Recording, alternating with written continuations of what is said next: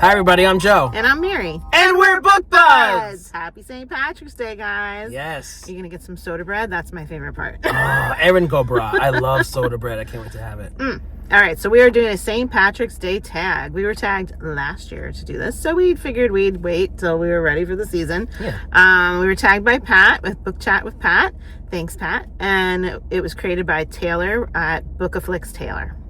So, have fun with this tag, guys. We're in the season. Are you ready? Number one, your favorite green-colored book or movie. Okay, I got The Perks of Being a Wallflower by Stephen Chbosky. Now, full disclosure, I never read this book, but it's like such a great movie, and I bought the book because I wanted to then read the book after seeing the great movie, and I never read the book. But it has a green cover, and it's my favorite. And you're prompted for a book or movie. Like, usually the questions are about books, so very appropriate. See? I did it. You did. Good job. Okay. Yeah. So mine... I like your bow. Thank you. I can't stop looking at it. Mine is The Maze Runner by James Dashner. I was just scrolling through all my books read, looking at green. There were so many pretty green ones, but I was like, you know what? I really felt passionately about The Maze Runner, and if you guys have not yet read it, and you also haven't seen the movie, then I suggest you read it. The Maze Runner took me to a place of like, you know, such intrigue. Like, what is happening? Why is this person there? How did they get dumped there? Like, what's going on? I really loved like discovering it. Yes. But when you put it in the movie format, you have all the visuals of where they are, and like, you know, it was almost as if the person was dumped in a black hole when I first started reading it. Like, I really had no concept at all, and I was really like discovering with them. And I loved that about this book. So if you haven't read it and you would enjoy, like, you know, it's very sci-fi, but just so cool. I loved those movies so much. Yeah. Did you read all the books? Yeah. Oh, you did? Okay. It got very weird as it went on. I enjoyed most of the first book through all that discovery and like trying to escape and like figure out the system and what's happening and why it's happening. Once you knew why it was happening, and it's very dystopian and it got very weird. I didn't like the weird way it went later on. But it was still really good. I overall really enjoyed it. Yeah. How about you? What did you think of where it went? I only watched the movies, and I enjoyed all the movies. You did? Okay. Yeah. Okay. Number 2, your favorite St. Patrick's Day themed book or movie. Darby O'Gill and the Little People. Do you know that movie? No. Oh my God. This movie is hilarious, okay? This is about, I don't know, but there's a leprechaun in it, and he's adorable, and he goes around doing all this stuff. And it's obviously set in Ireland, I think. And it's so funny. I just remember watching this since I was a kid and like just being intrigued because it was like, you know, fantasy. I love fantasy. Yeah. So it was this little leprechaun running around causing mischief. It was hilarious. Fun. I think they're singing and dancing too, so. When we went to Ireland, the one thing I wanted to do was see a leprechaun. Of course. I was always looking. Always. I thought I spotted some. I think you did. Just saying. All right. So my favorite St. Patrick's Day book, I mean, there's like, are there many out there? I don't even know. But I did actually read one recently, which is Go Luck Yourself by Sarah Rash. And I did really enjoy it too. It was super cute. It was kind of like a YA romance thing that was set in holiday lands, you know, and it was the second in the series. The first one was about Christmas and Halloween, and the second one was about a Christmas sibling that had to go do some investigations in St. Patrick's Day land. So it was very cute, and I enjoyed it. There's some mischief and whatnot, and some romance. So, good book. Yeah, I remember you talking about that. So I'm just thinking, I've read a lot of books about different places in Europe, but I've never read anything set in Ireland. No? No. I want to read some Ireland books. Like historical fiction. If anybody knows any historical fiction set in Ireland, please let me know. Yeah, recommend them, guys. Yeah. We're intrigued. All right, next question, number 3. Corned Beef and Cabbage, a book or movie that made you hungry. So this is an Irish tag, but I'm going to go with Italian because that's what I like. Yeah. Mine's Italian also. The View from Lake Como by Adriana Trigiani. And I just love her books because she just puts a lot of the Italian culture in it. And the beginning of this book is set in New York City, and there's a lot of like family scenes of them around the dinner table. And she describes the food, and it sounded amazing. And I just needed to immediately put on a pot of sauce. So let's get the meatballs going. So I don't usually get distracted by food in a book. It can be there and I just don't think much on it. And sometimes like there's books that have like recipes thrown in and I'm like, why are they doing that? I don't need that. Like I get weird about it. You know, I'm like, I'm here to read the book, not like get a recipe. So I don't know. Sorry guys. I'm sure a lot of people think it's really quaint and it's adorable and like love it, but like that's not for me. Well, she puts a recipe in and I was so excited. It's like, I want to make this Italian dish. So for some reason that doesn't appeal to me, but there was a time, and it's always the same answer that I give. You know what it is, right? What book makes me want to eat? I mean, is it Kingdom of the Wicked? Yes. Okay. By Carrie Maniscalco. The cannolis. And I mean, this is like I'm trying to remember, it was like very witchy focused. It was a very fun fantasy book. Yeah. It really didn't have to have food in it. Right. But she was a cook. I just loved what this girl was cooking, and it like her grandmother's cooking. Yeah. And it was like, the way it was woven into the book, it didn't derail. Like sometimes I've read a book where they turn to the cooking and they kind of just derail onto the cooking. This was like, you know, she was like trying to cope and relax and like making a biscuit or something like that to calm herself down or something. I don't know. It felt smooth with the story, but at the same time as she's like doing whatever she's doing in the story, and then she describes this little thing that I'm just like, I need a bite of that. You know, like everything that she dropped into that book that they were cooking, I really wanted to experience with them. And the cannolis. Yeah. Okay. For sure. Of course. All right, next question. Number 4, a 4-leaf clover, a book or item that was a rare good luck find. All right, so I'm so happy to have discovered V.E. Schwab and the Vicious series. So I just recently read Vengeful, the follow-up, and I loved it. It was great. What's his name? I almost said Peter Parker, but that's not it. That's Spider-Man. It's Ellie and Victor, and they're just, you know, going at it again in the city, and there's new characters, new superheroes. It's pretty cool. I really enjoyed it. I enjoyed it less, but I'm glad you enjoyed it. Yeah, don't yuck my yum. I'm not gonna. I'm happy for you. I'm just sitting here quietly with like this little smile on my face, so I'm like, I should explain myself. I can't. So my rare good luck find, I just think of my good luck find when I was strolling through the library back before I like really truly had developed my interest of what genres I liked, and I was just meandering and kind of like pulling some covers out, and a cover that grabbed my attention was 3 Dark Crowns by Ken Dare Blake. Oh, yeah. And that was just totally accidental. I was like, this, fell into my hand and it feels like a right fit, You hit the jackpot. And it was awesome. Really, really awesome. And I'm so glad that you love them too. You found your pot of gold. I did. Oh, wait, I just did the wrong accent. It doesn't matter. It's hard to do Irish. Okay, go. All right. Run away from this topic. Irish whiskey, a book so bad that you would need a drink to get over it. I was hoping you were going to choose the same one because we read a book recently that we didn't like, so I was excited. I could go with that one. You saw my answer, though. I don't know what it is. I just know it's not mine. Lightlark by Alex Astor. Yeah. We did not like it. We didn't. It wouldn't drive me to drink, though.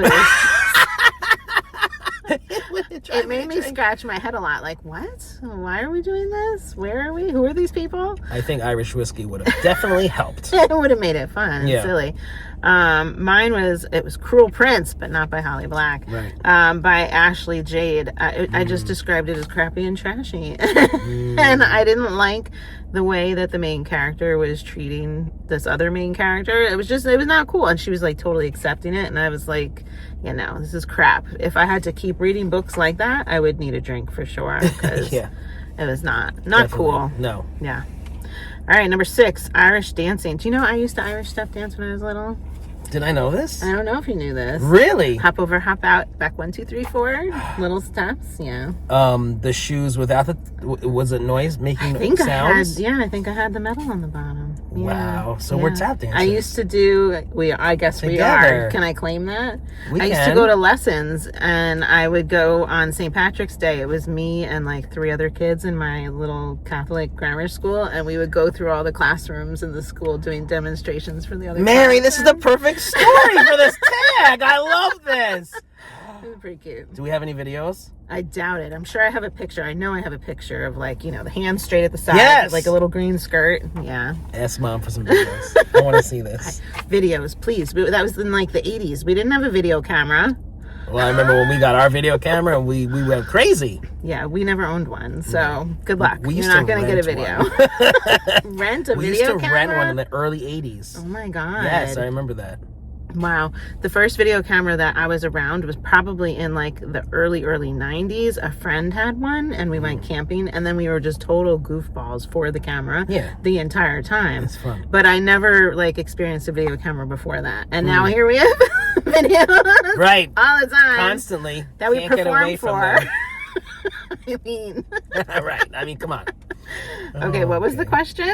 Irish Repeat dancing. that. Sorry. Oh, yes. A book so good it made you want to dance in excitement. Did you answer yet? No. Okay, sorry. So I have Unholy by Neil Shusterman. That's the second one of the Unwind series. Really good. Oh, I'm loving Unwind so much. Yeah. I love it. I love it. It's freaky. It's scary. It's so interesting. The concept is How does he think these things up? mind-boggling. He's got an incredible brain to be my thinking God. up these ideas. I know. Love it. We're gonna have to do a video soon.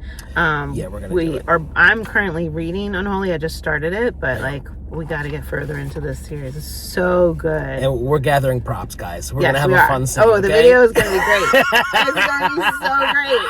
Just you wait. Yes. Okay. All right. What is mine? Doing a dance. So I really enjoyed Sparking Fire Out of Fate by Bridget Kemmerer. It was her final for the series of Forging Silver into Stars. And the reason it makes me want to dance is because I just have developed such a love for Bridget Kemmerer. She is so easy to start reading. When you like first crack open a book and it takes a little to like get into the story and you're like, oh, I'm not in it yet or anything like that. That doesn't happen with her. Like the first chapter, I'm fully in it. She's made it easy to be there with my characters and like just go. I just really, really, really enjoy reading her books. It doesn't matter what the subject is. Like she has a full range of there's been ones that have been like about grief and things like that. I freaking love her books. She does YA? Yeah. Yeah, I'm noticing that. Like Neil Shusterman, like from page 1, it's so much action. I'm wondering if this is like of the genre. Because like sometimes adult books are like kind of hard to get into sometimes. That's a valid point. But like I read a lot of YA and Yeah. I can't say that I'm in them all immediately. Yeah. You know, like Yeah. this one, she just stands out. And my daughter just started reading Forging Silver into Stars, the first of this trilogy, which the one that I was commenting on was the last of the trilogy.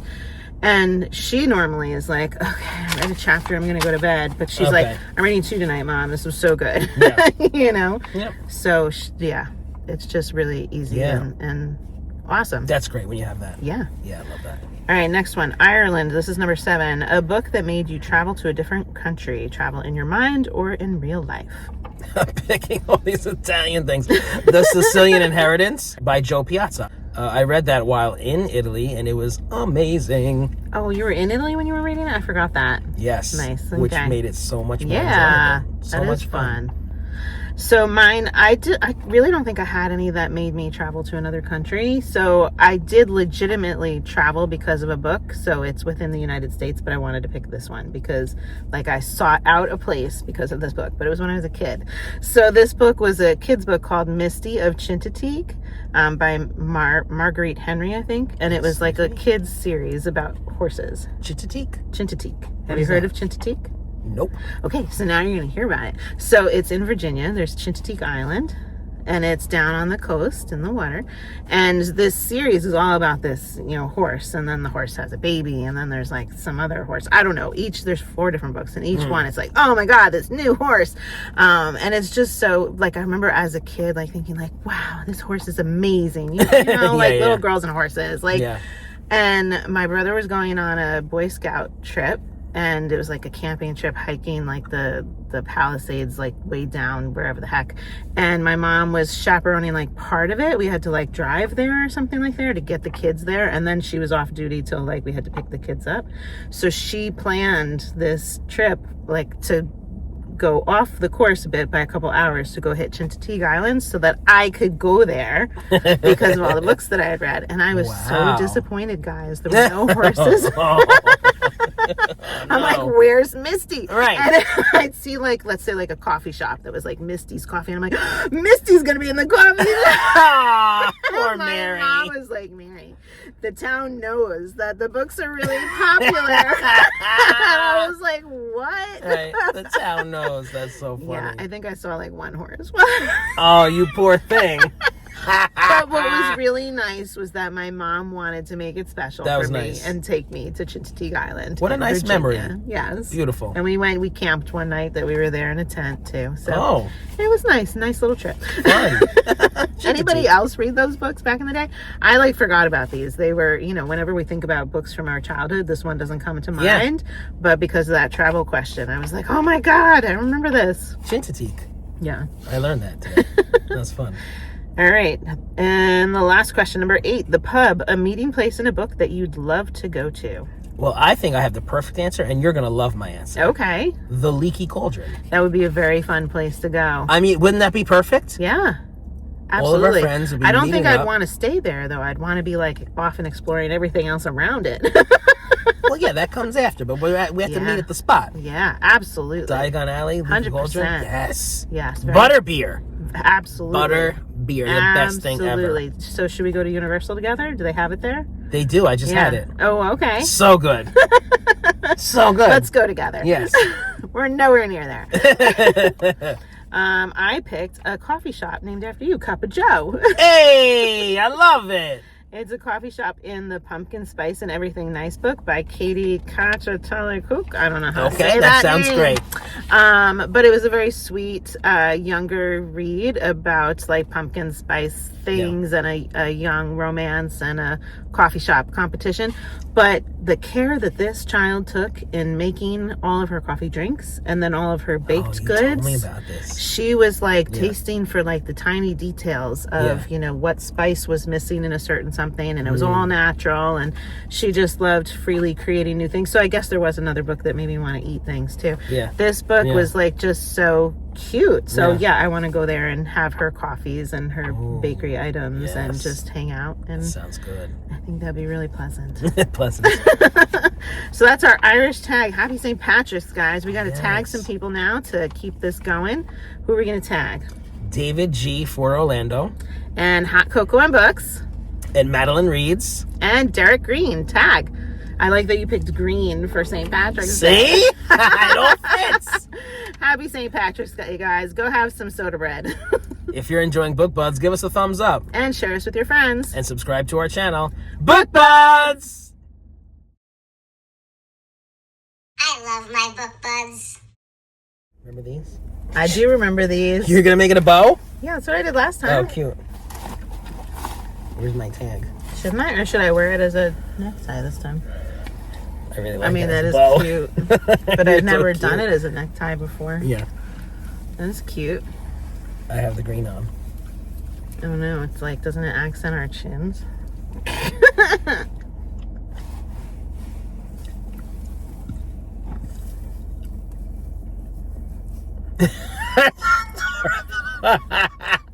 Oh, how about just wear it like that, like Sia. Covering your face. Well, angle, right? I think that's cute. That's cutest. That's cute. Okay, let's see how you like my handwriting. Oh, God. And this is created by Taylor. Hot cocoa and boobs. You know that does It not looks say like boobs. boobs. It says books very clearly. Yeah, very We are clearly. book buds, not boo buds. Boob buds.